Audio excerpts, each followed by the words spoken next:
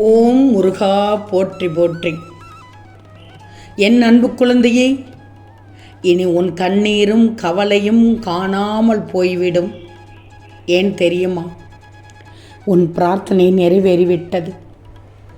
25/3/25க்குள் அனைத்தும் நடந்துவிடும். முழுவதுமாக கேள், இறுதி வரை கேள். அழுது விடுவாய், ஆனந்த கண்ணீர் விடுவாய். என் செல்வமே, வாழ்க்கையில் எதுவும் சொல்லிவிட்டு வருவதில்லை. ஆனால் வந்த எதுவும் எதையும் சொல்லிக் கொடுக்காமல் சென்றதில்லை. உண்மைதானே? உனக்கே புரியாத வார்த்தை இருந்தும் பயன் இல்லை. புரியாத வாழ்க்கை வாழ்ந்தும் பயன் இல்லை. உன் முருகன் சொல்வதை கேள். அழுது நீ கோலையாகாதே. உனக்கு நண்பன் நீதான்.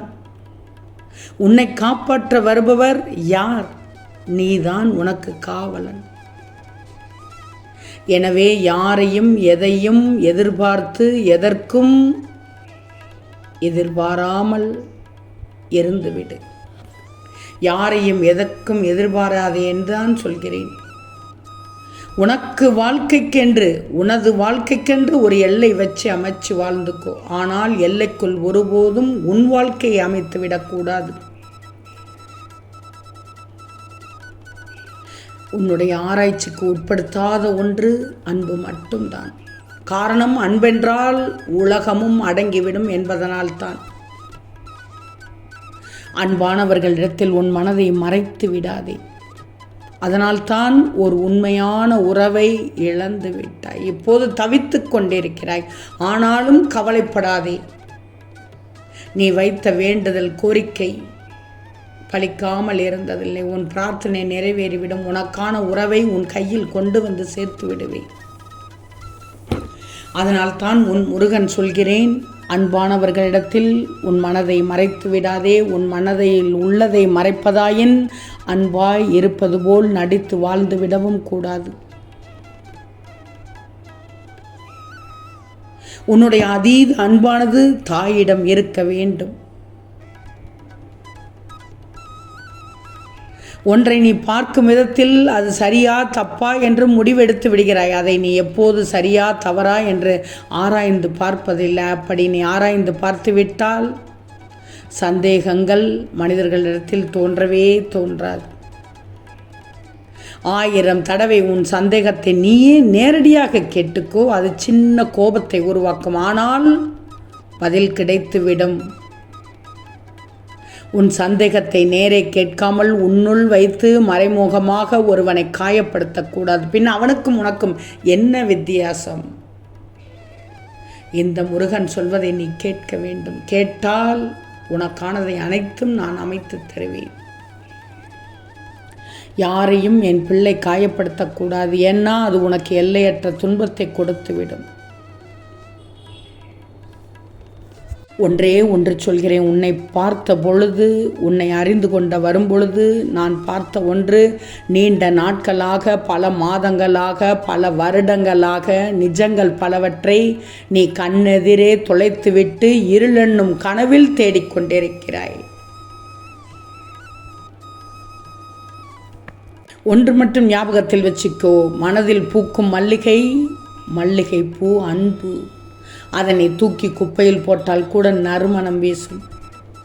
1000 தடவை யோசித்து முடிவெடுப்பதை விட எடுத்த முடிவில் நிரந்தரமாக இருப்பதுதான் அழகு. உனக்கு அழகு, பேரழகு, பெருமை அழகு. நேரத்திற்கு தகுந்த மாதிரி செயற்பட்டு விடாதே. உன் வாழ்க்கையை அழகாக திட்டமிட்டு விடாது. அவசியமான ஒன்று. ஆனால் திட்டமிட்டபடி வாழ்க்கை செல்லாவிடில் வெறுப்பு ஏற்பட்டுவிடும். உன் அத்தியாவசிய தேவைக்கு மட்டும் திட்டமிடு. வாழ்க்கையை திட்டமிடாதே. 1000 பேரின் கண்கள் உன்னை நோக்கி கொண்டு இருந்தாலும் 2 கண்கள் மட்டும் எப்போதும் உன்னை அன்பாக நோக்கும். அது யார் தெரியுமா? உன்னை பெற்றவளும் நீ அவதரிக்க காரணமாய் இருந்தவரும் தான். உன் தாய் தந்தையரை நன்றாக வச்சுக்கோ. அவர்களை அழவிடாதே. அவர்களை காயப்படுத்தி விடாதே. முருகனின் பிள்ளை நீ. அவர்கள் அன்பு இருந்தால்தான் நீ இந்த உலகத்தில் நல்லபடியாக வாழ முடியும். கோபம் வருகின்ற போது வார்த்தையின் அளவுகள் அதிகரித்து கொண்டிருக்கின்றன. கட்டுப்படுத்திக்கோ. அன்பானவர்களை கூட எதிர்த்து விட்டு கொண்டிருக்கிறது. கட்டுப்படுத்திக்கோ.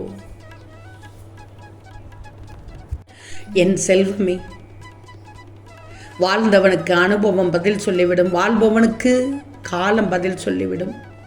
வாழப்போகிறவனுக்கோ மனம்தான் பதில் சொல்லும். உனக்கு அன்பின் ஆழம் தெரியவில்லையா? தெரியும். நிச்சயம் உன்னுடைய தாயின் அரவணைப்பை அறிந்திருக்கவில்லையா? தெரியும். உனக்கு நட்பின் ஆழமும் தெரியும், தாயின் அரவணைப்பும் தெரியுமும், அன்பினுடைய ஆழமும் தெரியும், தந்தையினுடைய பாசமும் தெரியும். ஆனால் காலப்போக்கில் உன் வாழ்க்கையை வாழத் தெரியாதது போல் வாழ்ந்து கொண்டிருக்கிறாய். ஒன்று தெரியுமா? கண்ணை மூடும்போது தூங்குகிறாய், கண்ணை திறக்கும் போது எழுகிறாய். அதுபோல் விழுகிற போது எழுந்துவிடு. எழும்போது விழுவது சகஜம்தான். அதற்காக விழுந்தபடியே இருந்து விடாதே. உனக்கு என்ன குறை தங்கமே? குறை உடலில் இருந்தால் அதை நீ பொருட்படுத்தாதே. உள்ளத்தில் உள்ளதா? முதல் அதை நிவர்த்தி செய்துவிடு. பிறகு உன்னை நேசி. பின் மற்றவர்கள் உன்னை நேசித்து விடுவார்கள். கனவு இல்லம் கனவாகலாம், ஆனால் இல்லம் ஒருபோதும் கனவாகி விடாது. உண்மைதானே? நான் சொல்லும் அர்த்தத்தை பார்த்துக்கோ. உனக்கு பிரிவுகள் ஏற்படும் போதுதான் நீ வெளிச்சத்தை சந்திக்கிறாய் வாழ்க்கையில்.